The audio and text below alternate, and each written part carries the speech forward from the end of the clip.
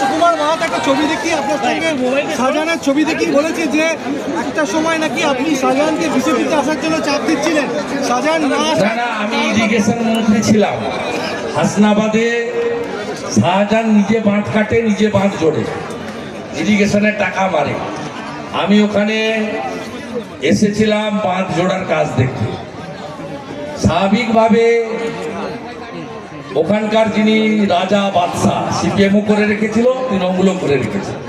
রাজার অনুমতি ছিল, রাজা দেখিয়ে দিয়েছে কোথায় বাঁধ কেটেছে, কোথায় জড়েছে। আপনি ওনাকে বিজেপিতে আসতে বলেছেন, না যাওয়াতে? না না না, বিজেপি এসব লোককে নেবে না। সেই কারণে আপনি নিশ্চিন্ত থাকুন, বিজেপি এসব লোককে নেবে না। প্রতিহিংসাবশত বিজেপি কখনোই নেবে না। বিজেপি কাজী মাসুম আক্তারদের নেবে। বিজেপি কাজী মাসুর আক্তার, আর আমাদের অভাবও তো নেই। আজকে তো দেখলেন, আমি তো আপনার সামনে দাঁড় করিয়ে দিলাম। আমরা তো জোর করে আনিনি, টিফিন প্যাকেট দিইনি। 250-র বেশি রাষ্ট্রবাদী মুসলিম তারা আজকের এই সভাতে যোগদান করেছে। আমরা এই ধরনের যারা ভারতবর্ষকে ভালোবাসেন, বন্দে মাতরম বলতে, জাতীয় সঙ্গীত গাইতে তাদের কোনো সমস্যা নেই, তাদের ভারতীয় জনতা পার্টিতে সবসময় স্বাগত। ভারতীয় জনতা পার্টি শুধুমাত্র দ্রৌপদী মুর্মু, বিষ্ণুদেব সাইয়ের মতো জনজাতিদের মুখ্যমন্ত্রী রাষ্ট্রপতি করেননি। আরিফ মোহাম্মদ খান, নাজমা হেপতুল্লাদের রাজ্যপালও করেছেন। ভারতীয় জনতা পার্টির নীতি হচ্ছে রাষ্ট্রবাদ আর বিকাশবাদ। মোদীজির স্লোগানই হচ্ছে সবকা সাথ, সবকা বিকাশ, সবকা বিশ্বাস, সবকা প্রয়াস। আমরা কখনোই এই দুর্বৃত্ত যারা চোখের জল ফেলেছে লোকেদের, লুটেরা, খুনি, ধর্ষণকারী, 2019 সালে বিজেপির 3 জন কর্মীকে মেরে লাশ লোপাটকারী, তাদের কোনো ক্ষমা নেই। আমি দায়িত্ব নিয়ে আপনাদের বলে যাচ্ছি, ওদের যন্ত্রণা হবে। কারণ অনেকদিন ধরে ব্যবসা চালিয়েছে। সুকুমারের যে পিএ আছে সুরজ, সে এত টাকা তুলেছে চাকরি দেওয়ার নাম করে, নিজেই বাড়িতে ঢুকতে পারছে।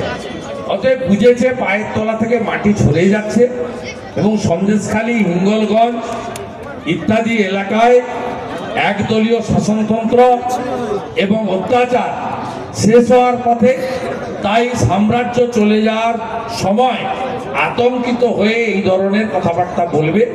আর যেহেতু এই রাজ্যের বিজেপির বিরোধী দলনেতা মমতার সঙ্গে ফিশ ফ্রাই খেতে যায়নি, সেটিং অপোজিশন নয়। সূর্য মিশ্র ছিল, ওদের অসুবিধা ছিল না। কংগ্রেসের অপোজিশন লিডার ছিল, ওদের অসুবিধা ছিল না। বিজেপির অপোজিশন লিডারকে নিয়ে ওদের সমস্যা হচ্ছে। তাই বিজেপিকে এবং তার বিরোধী দলনেতাকে আক্রমণ করবে, এটা অত্যন্ত স্বাভাবিক। কুইন্টাল প্রতি জ্যোতিপ্রিয় মল্লিক প্রত্যেক রাইস মিলের কাছে 20 টাকা করে নিতেন, এটা কমিশন নিতেন, এটা কি বলবেন? তো বললাম 10,000 কোটি টাকা স্ক্যাম, দুবাই পর্যন্ত টাকা গেছে, আন্তর্জাতিক যোগ রয়েছে। মুখ্যমন্ত্রী আজকে জয়নগরে বলেছেন রাম মন্দির আসলে ভোটের গিমিক। মুখ্যমন্ত্রী জয়নগরে বলেছেন রাম মন্দির সনাতনী এবং হিন্দুদেরকে আক্রমণ করলেন, মানে অপমান করলেন, সাথে সাথে সুপ্রিম কোর্টকে অপমান করলেন। সুপ্রিম কোর্ট সব পক্ষের কথা শুনে রাম মন্দিরকে তার জায়গায় যেমন অ্যালাউ করেছেন, তেমনি ইসলাম ধর্ম যারা মানে তাদের জন্য আলাদা করে সরকারের 25 একর জায়গা অ্যালট করেছেন। 10 একর জায়গা অ্যালট করেছে সরকার, উত্তরপ্রদেশ সরকার। 25 কিলোমিটার দূরে সেখানেও একটি মসজিদ, সমস্ত সুবিধাযুক্ত মসজিদ তৈরি হচ্ছে। এই কথার মধ্য দিয়ে মুখ্যমন্ত্রী যে তোষণের রাজনীতি করেন এবং মুসলিমদেরকে উস্কে ভোটের রাজনীতি করেন, এটা প্রমাণ হচ্ছে। মুখ্যমন্ত্রী ভীষণ কষ্ট যে তার পরিকল্পনা মতো শাহজাহানের ভাই আলমগীর, জিয়াউদ্দিন মোল্লা, তারা ইডিকে মারলো, সিআরপিএফ কে মারলো, তারপরেও তারা গুলি চালানো না। শীতলকুচির মতো মুসলমান লাশ 2-4টা পাওয়া গেল না, উনি নাচতে পারলেন না। এটা ওনার বিরাট কষ্ট। এই কষ্ট থেকেই জয়নগরে অবক্ত যন্ত্রণার কথা মুখ থেকে বেরিয়ে আসে। অভিষেক বন্দ্যোপাধ্যায় যে বার্ধক্য ভাতা দিচ্ছেন সেটা নিয়ে আপনি ইনকাম ট্যাক্সের চিঠি লিখেছেন, এটা যদি বলেন। অভিষেক বন্দ্যোপাধ্যায় এটা তো ডাইরেক্ট ঘুষ।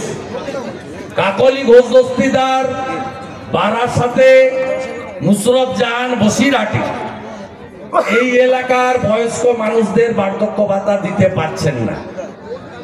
দুয়ারে সরকারে 5 বার ক্যাম্প হয়েছে 21-এর পরে, চটি ছিঁড়ে গেছে বয়স্কদের। 12,65,000 দরখাস্ত পড়ে আছে। আমরা বলছি যে রাজ্য সরকার সকলকে বার্ধক্য ভাতা দিক। শুধুমাত্র ভাইপোর কয়লা বালি মদের কমিশনের টাকায় ভোটারদের ঘুষ দিয়ে ভোট বৈতরণী পাওয়ার জন্য যে কাজটা করেছেন, ভারতবর্ষের আইনে ইটস এ পানিশেবল অফেন্স। দুয়ালখাকি কাণ্ডে ভাড়াটে গুন্ডা ব্যবহার করা হয়েছে, মুখ্যমন্ত্রী একথাও আজকে বলেছেন। দুয়ালখাকি কাণ্ড মুখ্যমন্ত্রী সব কথা ধরার দরকার নেই। মুখ্যমন্ত্রীর অবস্থা মুকুল রায়ের মতো হয়েছে।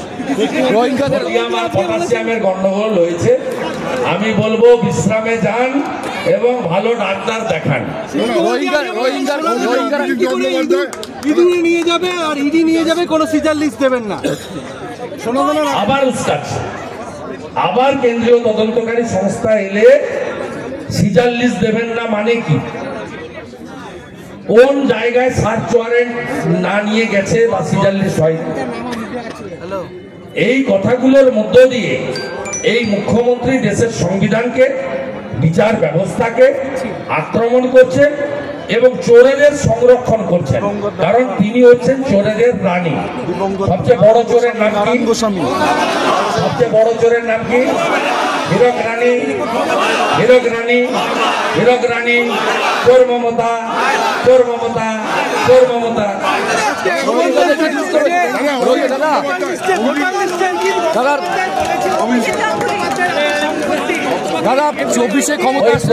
প্রকাশ রাহার বেটা গাল টিপলে দুধ বেড়ায়। অভিজিৎ গাঙ্গুলির জুতোতে জল দেওয়ার যোগ্যতা নেই, সে সুপ্রিম কোর্টে লিখছে। প্রকাশ রাহা ডানকুনির বেটা, সাহস হয় কি করে এইসব লোকের সম্পর্কে কথা বলা? এদের ঔদ্ধত্যটা বেড়েছে। কখনো রানী রাসমণির সঙ্গে মমতা ব্যানার্জিকে তুলনা করছে, কখনো সারদামণির সঙ্গে তুলনা করছে, কখনো রামকৃষ্ণদেব বিবেকানন্দের কথা বলছে। কি হলো চাচা, ঠিক আছে তো? চোর ধরো তো। হ্যাঁ, আপনারাই ভোট দিয়ে জিতিয়েছেন ওকে। এবারে একটু পাল্টে দেন, একটু পাল্টে দেন, বাকিটা আমরা বুঝে নেব।